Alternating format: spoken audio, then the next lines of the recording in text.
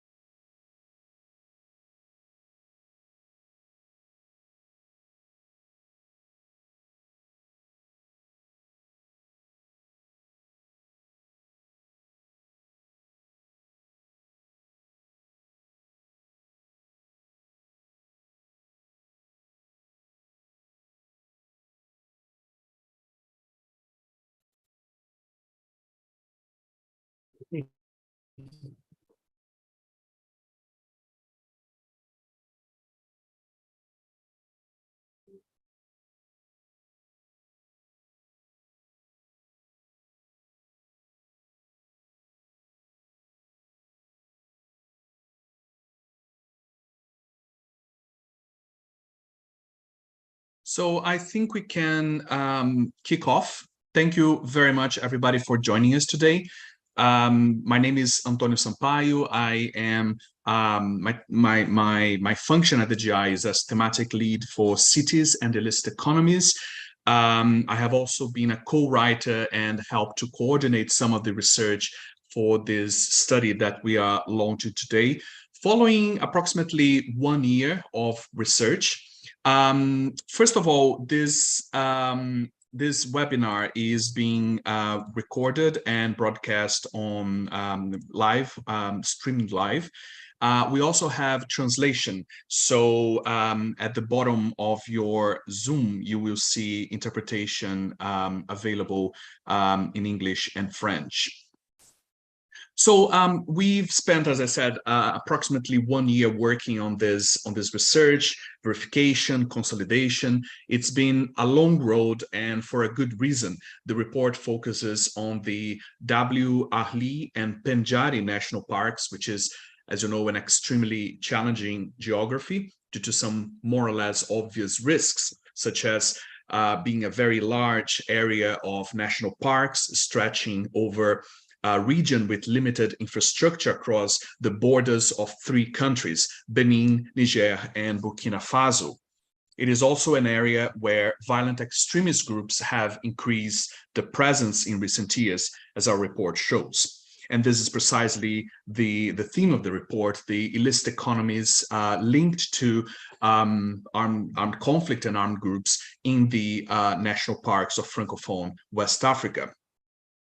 So as I said, my role was to coordinate the research, and I just want to say a little bit on how this fits in with the Global Initiative's work on the geographical aspects of conflict economies and organized crime. This report brings some really interesting insights.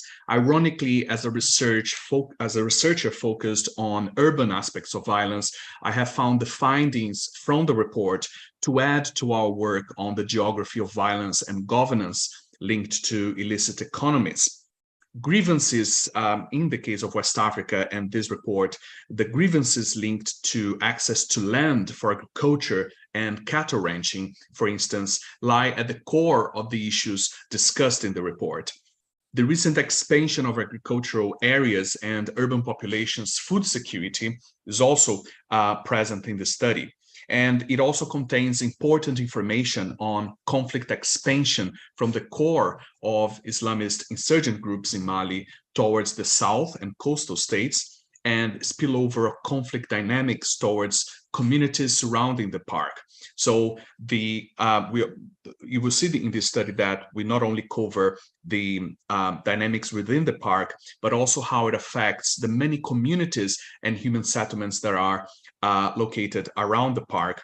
And it has impacts over how people live and how different powers and different actors govern their lives, their daily lives. So to discuss these critical issues for West Africa and for international security, I'm happy to introduce two other authors of the report and two friends. My colleague Eleanor Beaver is a senior analyst at the Global Initiative's Observatory for Illicit Economies in West Africa. Aziz Mossi is a researcher at the Laboratoire d'études et de recherche sur les dynamiques sociales et de développement local, LASDEL, which has been an important partner for this research project. So we'll kick off with Nella.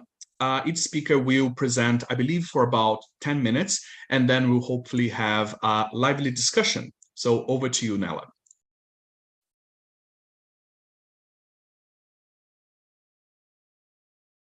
Thank you very much, Antonio, and thank you very much, everybody, for joining us today. It's a pleasure to see you all at the launch for this report, Reserve Assets, Armed Groups and Conflict Economies in the National Parks of Burkina Faso, Niger and Benin. So we talk about armed groups in this title, but it has to be said that this work has especially focused on JNIM, which is still very much the, dominant presence in, which is still very much the dominant armed group in the what we call the WAP complex, so the W. Ali Benjari National Parks biosphere that, as Antonio said, spans the border regions of Niger, Burkina Faso, and Benin. This work, in that sense, builds a bit on previous studies we've done on JNIM and its engagement with illicit and criminal behavior. So as you might be able to see from this flowchart, JNIM has been known to take part in various different illicit economies, but also in what is locally perceived as more criminal behavior.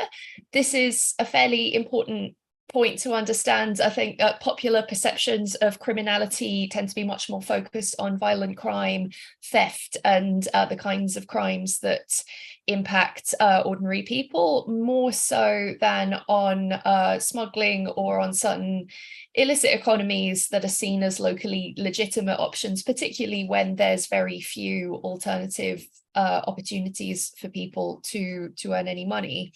However, JNIM has always been quite conscious of its participation in all of these economies in terms of how that relates to its governance agenda. So while JNIM does engage in kidnap for ransom, in vehicle theft, in kidnapping, in cattle rustling, it quite often does so with at least one eye on how this is going to be perceived by the communities that it's hoping to establish authority relationships with.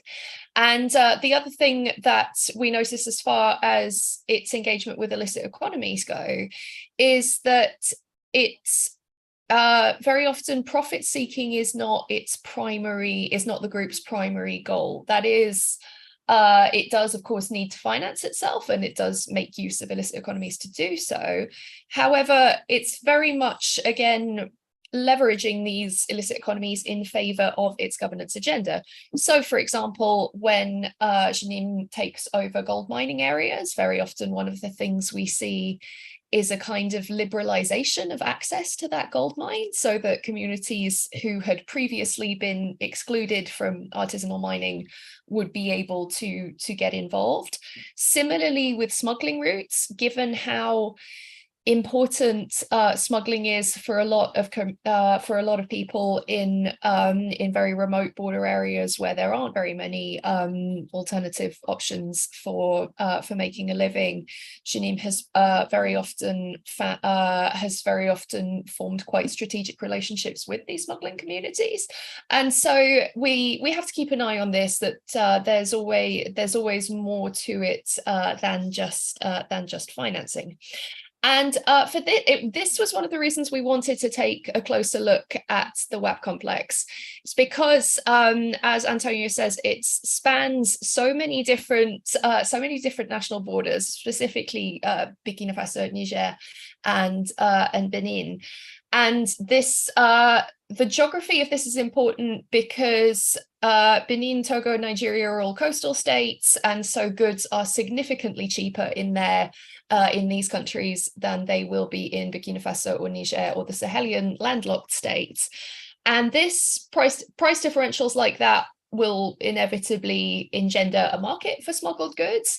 However, when you have a national park that spans these borders, that creates a huge remote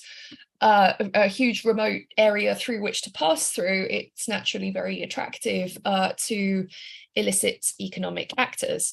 But the involvement of armed groups was a much more recent development. And so, as Antonio said, over the past few months, we've been trying to assess how armed groups have made use of this area. And that's you will find those conclusions in the report. With a great deal of help from Abdelaziz and Lasdel, we did a number of interviews in all three countries. We also convened an expert stakeholders dialogue in Cotonou in last October. And so this work is very much based on their contributions. So what is it that GINIM primarily uses the WAP complex for? The unanimous answer, or the one answer that I think everyone was unanimous about, was that it was a refuge. It was first and foremost a kind of rear base, and also one of the very few places where they could feel, where GINIM combatants could feel some sense of security, because they're quite distanced from most security outposts. They'd been very effective, certainly on the Burkinabe side, at pushing most security forces out of the area. So it was an area where they felt somewhat at ease. And as a result, they used it for other things, for other key functions as well. Another significant one is as a hideout and a kind of a storage for the hostages, particularly people that they've kidnapped and are waiting for ransoms for, or people who they've kidnapped in order to gather intelligence from. There's been ex-kidnap victims who have said that nevertheless, GINIM is very careful in operating in the national parks, so they don't tend to cluster together very often. They get together various individuals in the national parks, disperse themselves. They come together once, twice a day for prayers and for meetings, but apart from that, they minimize their movements and keep quite a low profile. And this is to avoid drones and airstrikes, and particularly as Burkina Faso gets more and more reliant on the use of combat drones, that's probably something they're going to have to maintain. So it's not a complete safe house for them, but it still serves this function as a refuge and as a hideout, also as a storage depot, if you like, for the arms and for the weaponry that they've stolen, that they've seized from the armed forces of all the countries in which they're fighting. So yeah, there are plenty of very operational usages of the park. However, it's also a site from which they find very useful to resupply themselves via illicit markets. So I found this, the quote that you can see on screen is from a Burkinabe and geosecurity and access advisor who knows this area very well. And I think this is a very nice description of how this relationship evolved between smugglers and GINIM combatants. So they did, essentially, smugglers realized that GINIM was a very effective actor at purging state influence within national parks. And so because these smuggling networks had very strong knowledge of where military installations were in the national park. They were very helpful. They were very effective collaborators in mapping where the military installations were for Jenim to target them. Essentially, the two sets of actors had very strong mutual interests. For as long as Jenim could keep state forces out of the national parks, that made the lives of the smuggling networks much easier. Aziz will talk some more about what kinds, about the history of illicit economies in the national parks. But there's all sorts of smuggled goods passing through the national parks. One of the key ones for Jenim is fuel. Fuel smuggling is a very, very important linchpin of the local economy, particularly on the Burkina Faso side. There's actually a real shortage of licit fuel stations. There's certain provinces in the east, in Est province in Burkina Faso, there's certain departments rather where there isn't a single licit fuel station. So there's this smuggled fuel is essential for Jenim to refuel their cars and their motorbikes, but it's also critical to daily life for people living in and around the parks. And so these smuggling networks, as complicated as they are, do serve an important role in daily life, and this is something that's going to be very difficult to reckon with at a policy level. So, and I thought that there's we've seen the various other different kinds of commodities being smuggled through here. Aziz will talk a bit more about those, but it's worth saying not all of the goods passing through the national park are contraband in and of themselves. There are drugs, tobacco, some arms trade. We don't believe so far that the WAP complex is a major arms, we don't believe that there are major arms flows going through there, but there do seem to be small quantities of weapons passing through. And it's also worth saying that that another kind of large component of smuggled goods passing through there are sort of quite mundane household goods, clothes, household items, things that that you can buy, again, much more cheaply in the coastal states. And I thought I would, and it's difficult to say to what extent Jenim's presence has changed the smuggling economy. That said, one of the things that our partners in Lasdell documented in the map on the right was a number of villages, certainly in 2022, that were seeing new infrastructure being built on the river. So new infrastructure, new jetties, and new infrastructure being built to manage larger volumes of riverine cargo passing up through there, most of which was illicit. And I'm sure Aziz will be able to say more about that if people would like.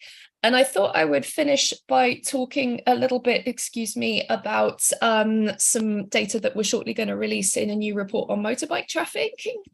So one of the, what you're seeing on this map is events from 2022 and 2023 all around the Sahel that involved attacks on motorbikes, conflict events involving motorbikes. And if you've, as I'm sure most of you have, if you've seen images and footage of Sahelian armed groups in action, you'll know very well how important motorbikes are to their mobility. And so motorbikes as a commodity, as a trafficked commodity, is something that we've been looking at more closely, and we should have a report coming out on that in the next few weeks. And our data suggests that Jenim obtains around the Sahel at least several hundred new motorbikes every month.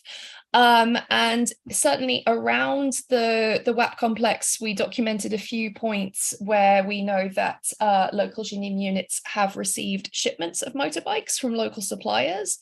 So yeah, these are usually brand new motorbikes diverted from the illicit supply chain at the ports at which they are brought into the West African region. So Lagos or in Lomé, for example.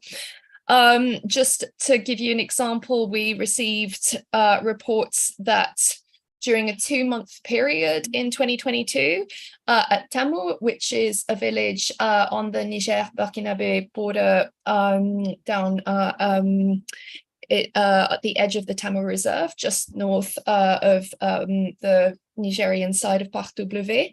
At that point in 2022, over a 2-month period, there are about 80 motorbikes shipped to the local JNIM unit or brought into the local JNIM unit by networks of local youths. It's not clear exactly which route, a smuggling route, those youths would have used, but there is, for example, a lot of traffic, including of motorbikes coming following the Benin-Niger border coming from Malanville. And all of this, again, is facilitated to some extent by the fact that this is a very heavily forested, protected area that's very, very difficult to monitor and to police. So I will leave it there for the moment and pass over to Aziz. And yeah, if you have any questions, please do feel free to add them to the chat. Thank you. Thanks a lot, Nella. So before we get to Aziz, just a reminder that you can already post your questions in the Q&A function at the bottom of Zoom or in the chat as well. Thank you, Aziz, over to you. OK. Merci beaucoup. Je vais y aller en français.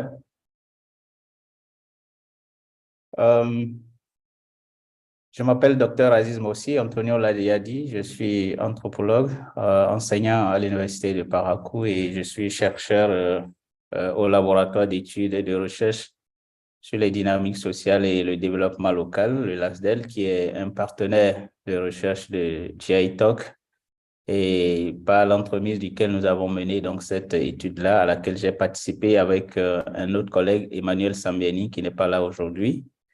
Nous avons mené donc cette étude au cours des mois de juillet-août 2022. Nous avons parcouru les communes frontalières du Parc W, aussi bien au Bénin qu'au Niger, pour analyser un peu les dynamiques de l'économie criminelle dans cet espace-là, qui est un espace presque sanctuarisé par les groupes extrémistes violents depuis quelques années. Pour ce qui concerne le Bénin et le Niger, il faut dire que les zones qui ont fait objet donc d'études sont considérées comme des zones un peu à l'extrême donc de ces pays-là, qui sont donc très éloignés donc des capitales, notamment Cotonou et Niamey. Ce sont des communes ou des zones qui sont, disons, enclavées d'une certaine manière en termes de ressources ou d'infrastructures socio-économiques au profit donc des populations. Ce sont des zones où les marchés sont difficiles d'accès, en tout cas pour les populations qui mènent des activités économiques dans ces zones. Il est plus facile pour elles de joindre les marchés des pays voisins que les marchés intérieurs donc de leur propre pays, donc en raison donc de l'enclavement, en raison donc de l'absence de voies d'écoulement donc de ces produits. Ce sont aussi des zones où on constate principalement qu'il y a beaucoup d'activités qui sont développées, des activités économiques, notamment dues à l'absence de l'État et qui sont des activités informelles auxquelles donc les populations s'adonnent, faute d'avoir un dispositif étatique d'offre de services publics aux citoyens. Les populations s'adonnent à ces activités, généralement des activités de contrebande.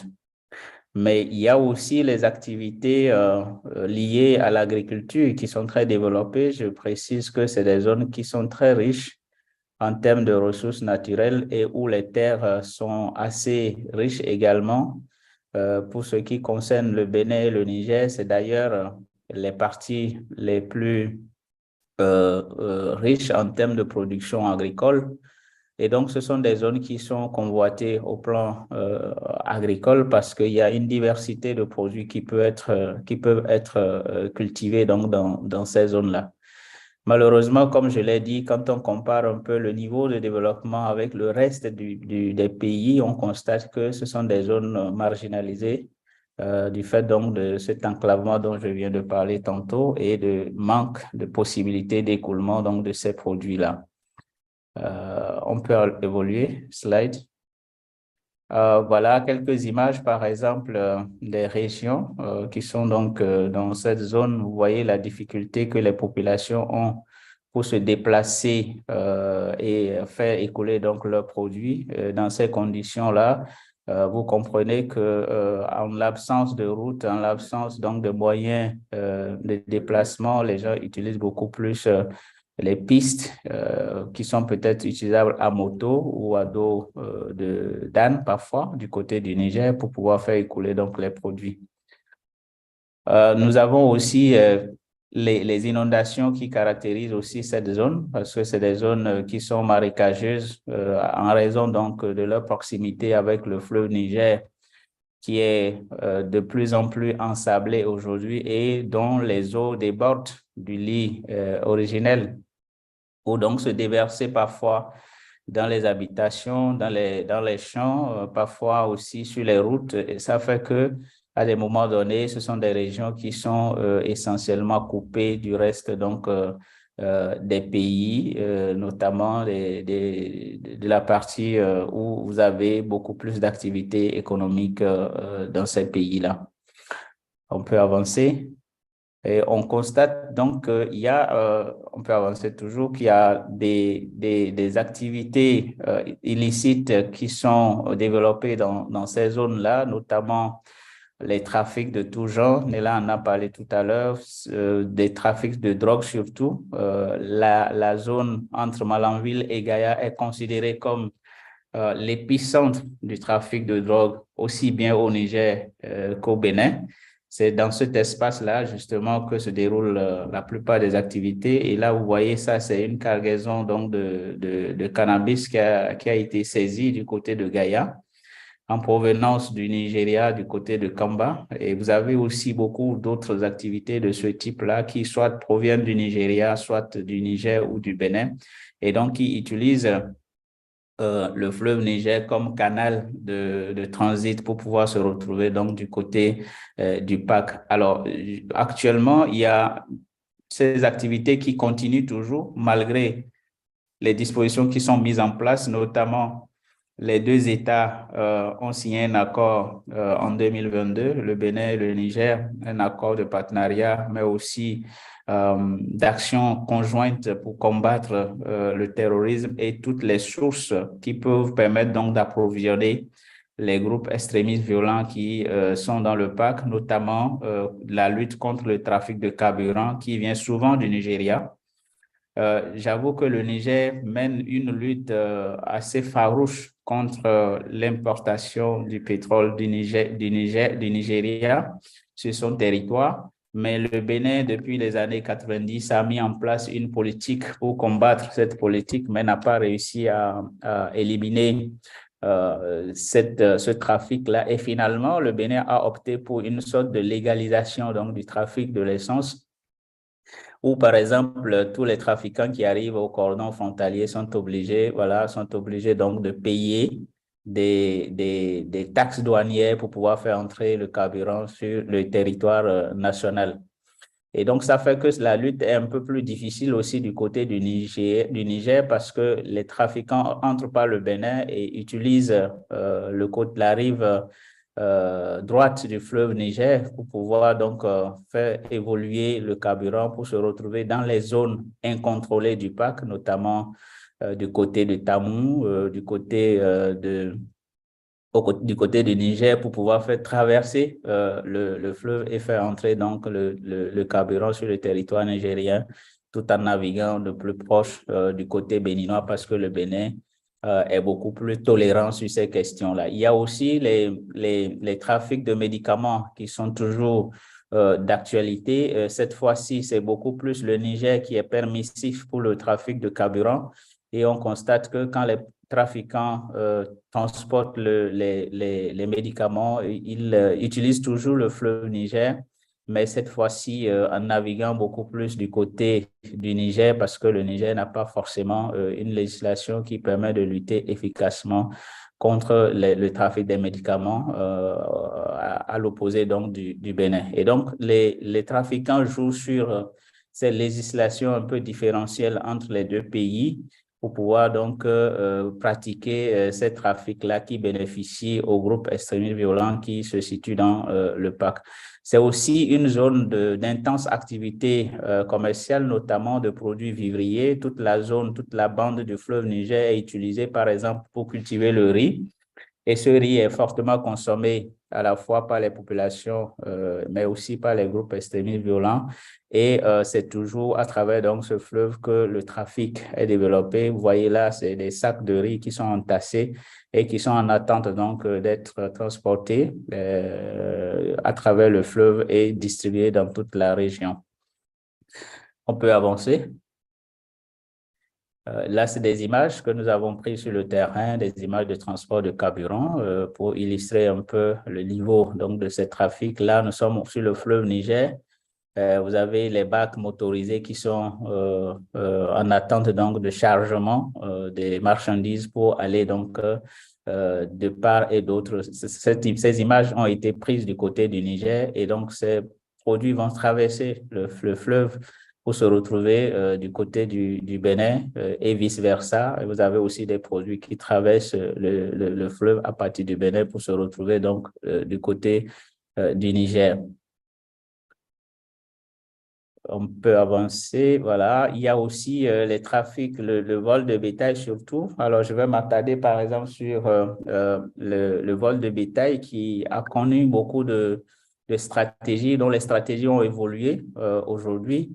Dans les premiers événements de vol de bétail, on a constaté que les bétails qui sont volés sont vendus par l'intermédiaire de certains commerçants locaux, sont vendus dans les marchés locaux, mais de plus en plus, les dispositions sont mises en place par les États, mais aussi par les organisations des éleveurs qui arrivent à détecter donc les bétails volés. Et aujourd'hui, la stratégie qui est adoptée par ces groupes extrémistes violents, c'est que puisque le parc est l'épicentre de tous ces trafics-là, lorsque les bétails sont volés, par exemple, du côté du Burkina, ils ne sont plus vendus sur place du côté du Burkina, mais les bétails qui sont volés au Burkina sont vendus au Bénin, avec la chance qu'on n'aura pas à découvrir ou à reconnaître des bœufs de ce pays-là dans les marchés locaux du Bénin.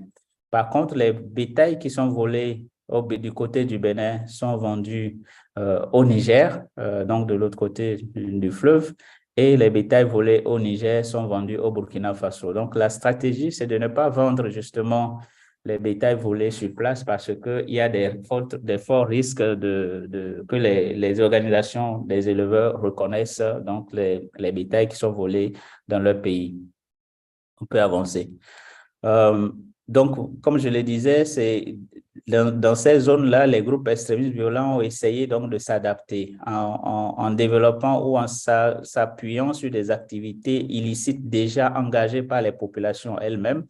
Ces groupes-là n'ont pas forcément inventé de nouvelles activités économiques criminelles, mais ils profitent plutôt de ce qui existe déjà au niveau local et qu'ils ont amplifié grâce à leur contrôle, au contrôle qu'ils exercent donc sur une partie du parc, notamment côté Niger, côté Burkina Faso, pour pouvoir donc accentuer, amplifier ces activités illicites qui, d'une certaine manière, aussi profitent aux jeunes locaux.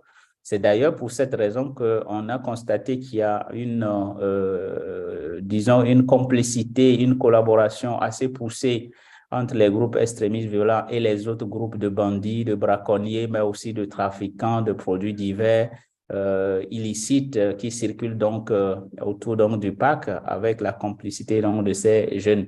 Ce qui, d'une certaine manière, aussi rend difficile la collaboration entre les forces de défense et de sécurité et la population parce que les enjeux économiques sont assez importants. La présence des groupes extrémistes violents à générer une économie illicite très développée qui est permise donc par ces groupes-là, et cela nécessite beaucoup de tact, beaucoup de connaissances aussi sur les différents sentiers pour détourner ou pour contourner un peu les dispositifs militaires qui sont mis en place par les différents États. Pour vous donner un peu une idée de l'ampleur de ces trafics-là, par exemple, au niveau des villes voisines donc du parc, à l'intérieur donc des habitations, le bidon d'essence de 25 litres est vendu autour de 10 000 francs CFA, mais une fois que ce bidon se retrouve dans le parc au niveau donc des groupes semi-violents, il l'achète autour de 30 000 francs. Donc, le prix est presque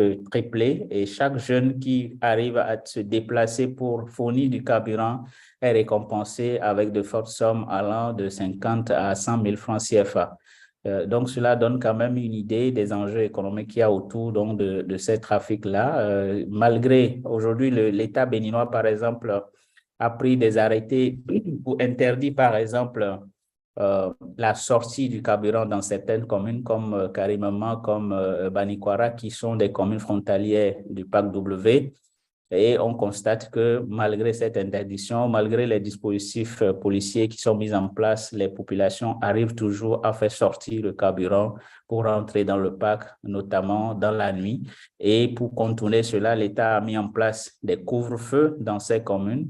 À partir de entre 6 heures, entre 19 h et 6 heures du matin, il est interdit donc de circuler. Mais comme je l'ai dit, c'est des jeunes qui maîtrisent beaucoup de circuits informels pour pouvoir traverser donc les villages. Ils ne sont pas forcément obligés de passer dans les agglomérations. Et comme ils ont la bonne connaissance du terrain, ils arrivent toujours à se faufiler pour faire donc traverser ces marchandises-là au profit des groupes djihadistes. Slide. Voilà, donc je pense que c'est un peu ça le contexte actuel. Peut-être pour finir, je dirais qu'il y a quand même aujourd'hui, l'État a renforcé le dispositif de lutte contre l'extrémisme violent dans cette zone-là, aussi bien au Niger comme au Burkina Faso et aussi au Niger, avec l'aide de African Park, qui est le concessionnaire donc des deux parcs pour ce qui concerne le Bénin, le parc Pendiari et le parc W. Il y a une lutte qui se mène assez farouchement. Il y a des dispositifs militaires qui sont renforcés avec des campements isolés qui sont installés pour pouvoir donc combattre l'extrémisme violent, mais aussi les trafics illicites dans ces zones-là.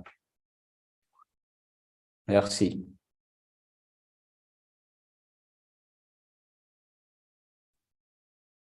Thank you very much, Aziz. Merci beaucoup. So we have quite a few questions already.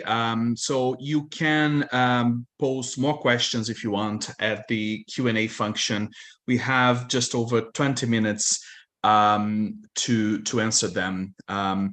So I'll start with, I'll suggest some questions for each speaker, but feel free to sort of mix and match as you want. We have a few questions on logistics and the sources of smuggling flow. So, for instance, we have two questions on weapons trafficking, and what are the sort of routes and suppliers that go to JNIM, and also in terms of vehicles and fuel. Perhaps Nella, if you could answer that, and Aziz, I believe you've observed up close the issue of cattle ranching and the use of as you pointed, cattle and pastures. Okay. Is the pasture being used within the park, and is it consistently used to build local acceptance of the armed group's presence? And finally, if any of you would like to tackle the question, which is short and very challenging, on what are the solutions to fighting the terrorism financing, which is, of course, something that has been on the radar of governments and international actors for a long time, but still seems to be a challenge. And in particular, I think that the report indicates or it hints at, although it's focused on the parks, that a lot of what we call terrorism financing that sort of implies an international financing, sort of donations and flows. A lot of it is also based on local economies, but I'll hand over to you, perhaps starting with Nella. Sure. So on cars, I'm very glad this was asked because we actually have just had a report come out about it.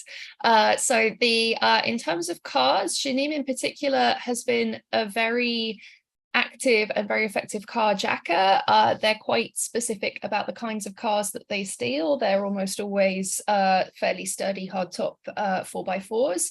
NGOs have been certainly in Burkina Faso the most one of the fairly consistent victims of carjacking, to the point that quite a lot of them no longer use branded 4x4s anymore because it's just certainly not in Jinim controlled zones because the risk of being carjacked is extremely high. And yeah, generally speaking, Jinim have, as I understand, our findings were that as far as cars go, Janim have largely relied on stealing them rather than buying cars, and certainly they again, particularly from NGOs. It's not to say that that will always remain the case. They're also incidentally quite careful again about who they steal from. So far, there hasn't been a huge amount of theft of ordinary civilians' cars by Janims. That may change as supplies of 4x4s from international organizations or from mining companies, for example, dries up. They also stole a lot of district ambulances in Burkina Faso, which were adapted 4x4s. So yeah, as far as cars go, they've largely relied on theft, which is interestingly very different to motorbikes, where they've relied much more on brand new motorbikes being shipped in. As far as weapons go, I would love to have Aziz come in on this because I think he'll have a better knowledge of what's going on within the WAP complex than me. As I understand it, our impression so far has been that it varies a little bit between countries. Certainly in northern Mali, they had plenty of Libyan weapons from Gaddafi era stocks that supplied them very well for a very long time.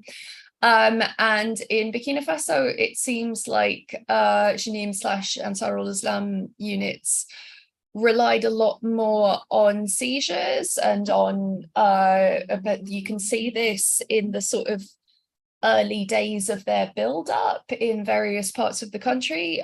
You can see that before they would really establish the early indicators of a new Janim presence in places like the west of Burkina Faso, the first warning sign was nighttime raids on customs posts, on forestry agents, and that was usually with the view of stealing some weapons and getting out of there, and then gradually building up their stocks through sort of small hit and run attacks, and that enabled them to take on bigger targets, more military targets. So they've been pretty good at providing themselves with weapons without having to resort to transnational trafficking networks. There is without a doubt some cross-border arms trafficking between Mali and Burkina Faso, and it's worth saying that actually that cuts both ways, at least with other commodities. I think that the general flow of arms is still very much predominantly north to south. There's a larger drift of weapons coming down from Mali than there is going southwards.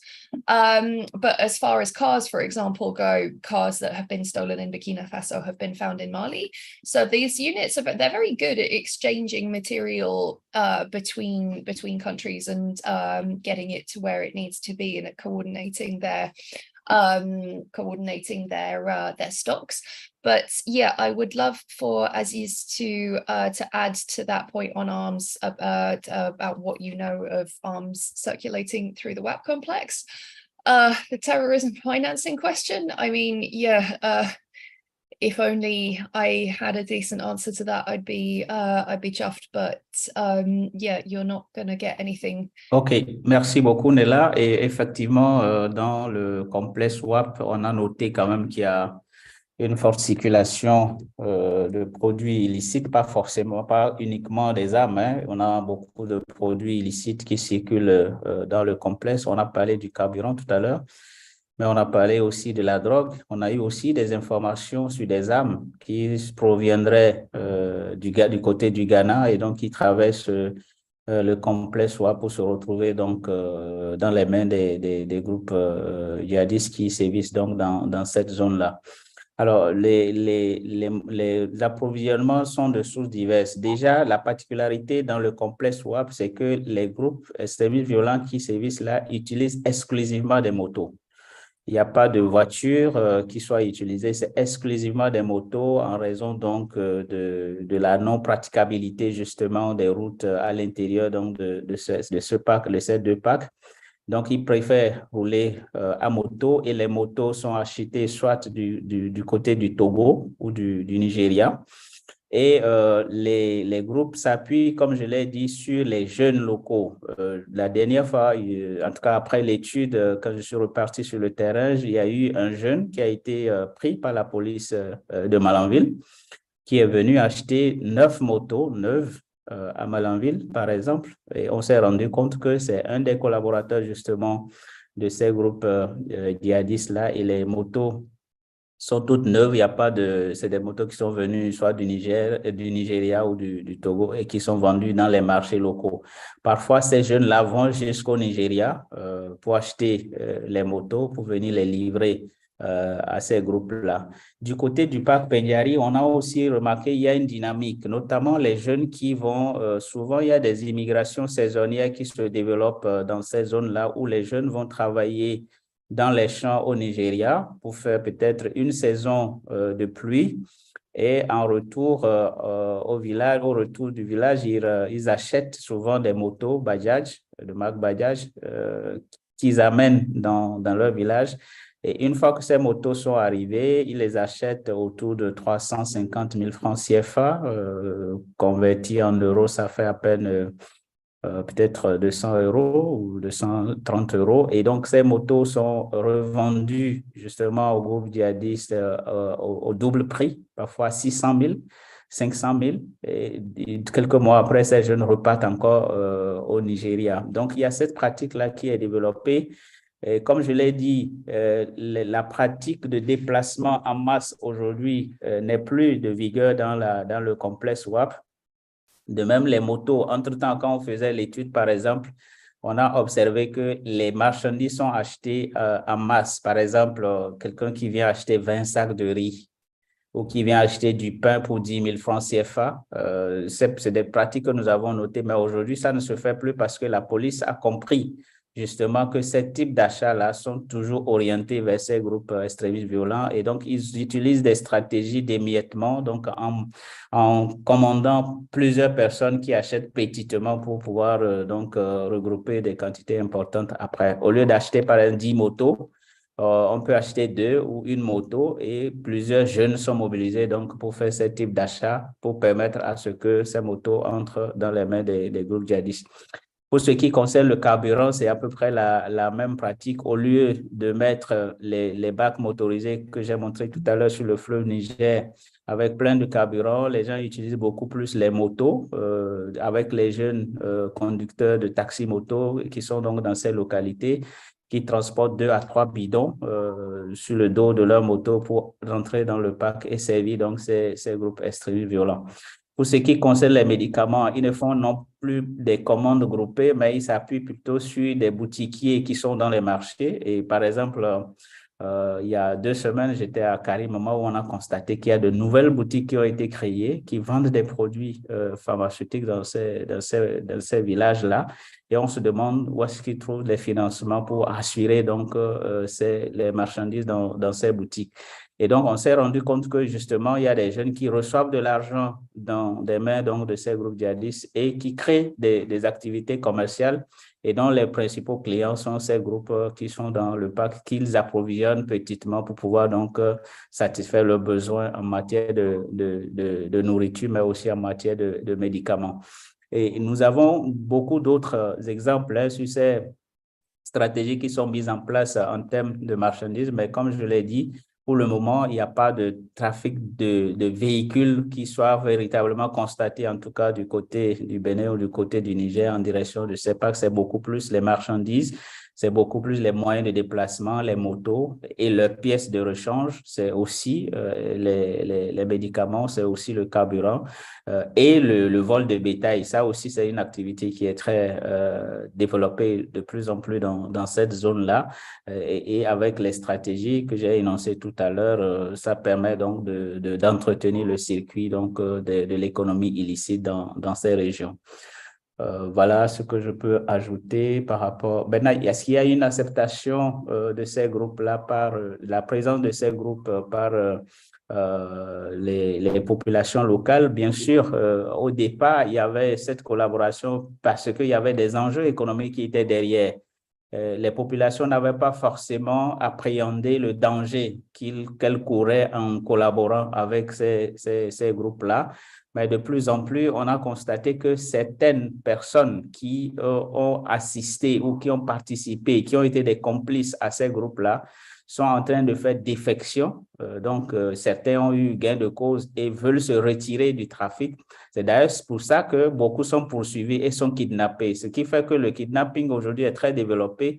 Mais on a constaté, par exemple, dans la zone de Karimama, tous ceux qui sont enlevés, c'est des gens qui ont été soupçonnés d'avoir collaboré entre-temps avec eux, soit en leur vendant des médicaments, soit en leur fournissant de la nourriture ou du carburant et qui, à un moment donné, ne veulent plus continuer pas collaborer alors qu'ils ont eu des informations sur ces groupes-là. Donc, de peur que ces personnes qui veulent faire défection les dénoncent, ils sont poursuivis, ils sont enlevés et conduits donc dans le parc. Il y a plusieurs exemples qui nous ont été cités tout récemment de personnes enlevées et qui ont été soupçonnées d'être en collaboration avec ces groupes extrémistes violents. C'est aussi le cas des braconniers, par exemple. Il y a un braconnier qui a été pris récemment par la police de Karimama et qui a déclaré effectivement que c'est lui qui fournit les informations. Ils lui ont acheté un téléphone portable et donc c'est lui qui donne les positions de l'armée au groupe extrémiste violent parce que lui, il est dans le village, mais en même temps, il a la facilité aussi d'accéder au parc avec la permission donc, de ces groupes-là. Et donc, ils lui ont acheté un téléphone, ils lui mettent du crédit et chaque fois qu'il a des informations, il leur livre ces informations-là, notamment par rapport à la position de l'armée et de la police dans la localité.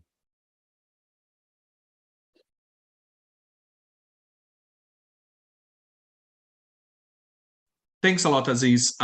We now have what would probably be the last sort of few questions. There is one new question in our Q&A, and I would like to add one. I think this is the time to transition a little bit towards the response side of things, especially government responses.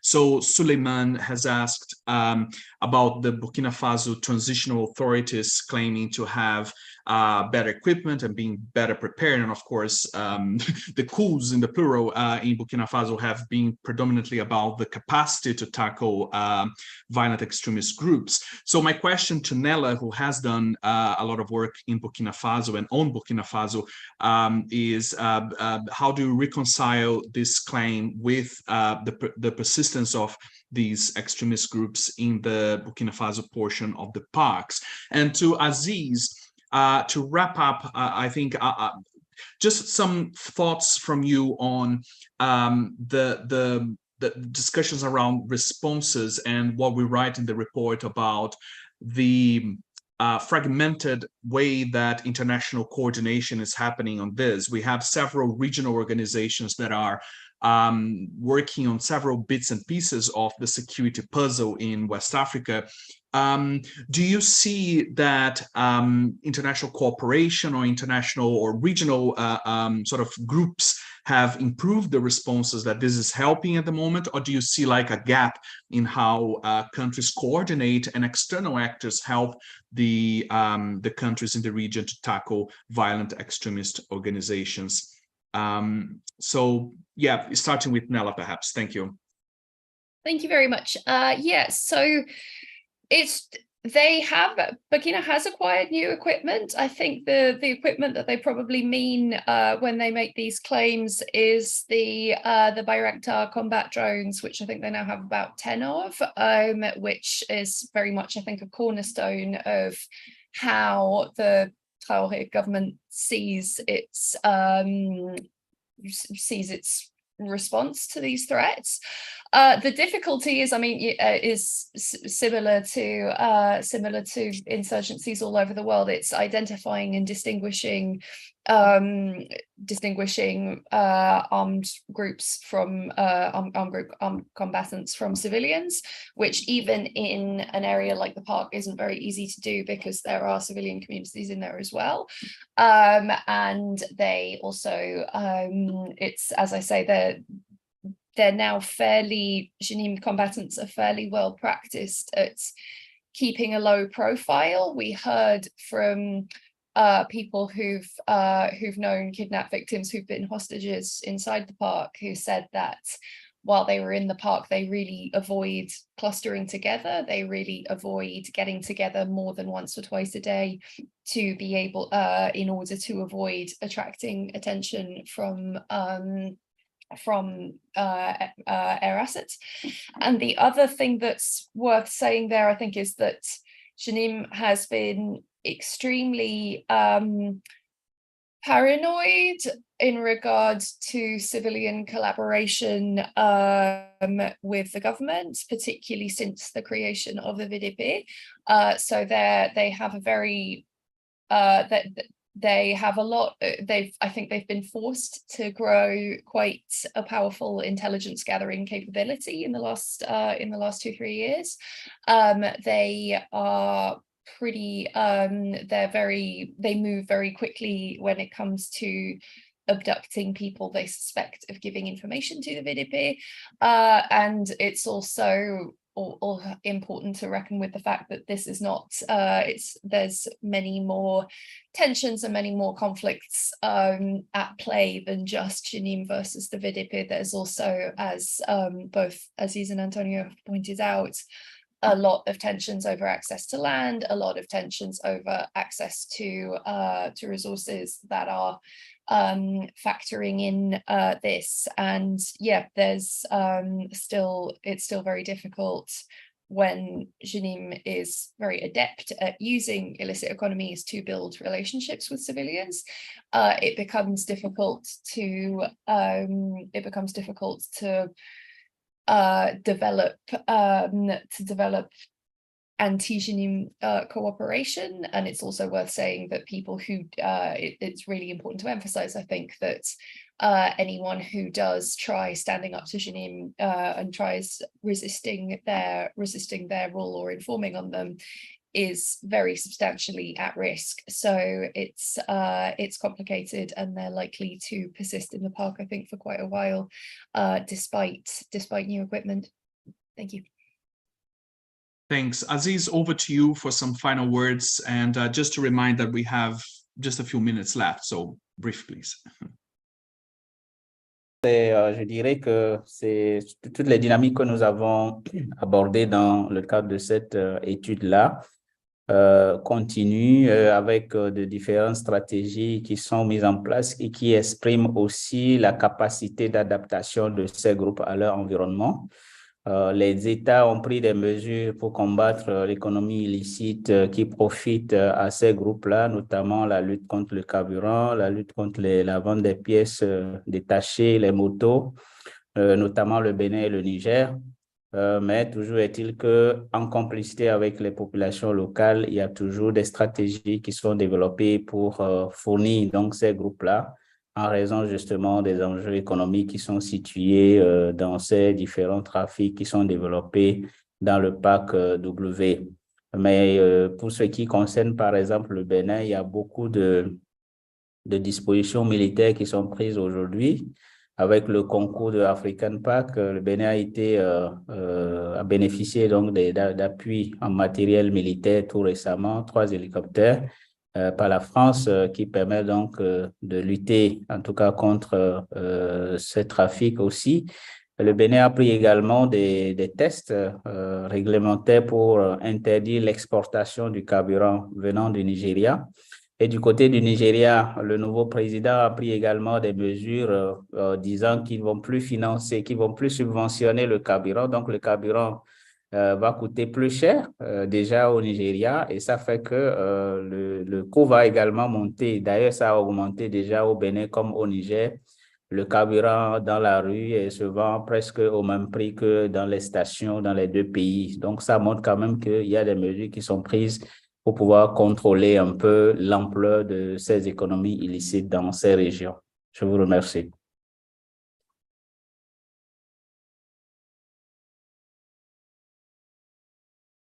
Merci beaucoup, Aziz. Thank you very much, everybody. This is the time that we have to remind everybody that the report is freely available online in our website of the Global Initiative Against Transnational Organized Crime.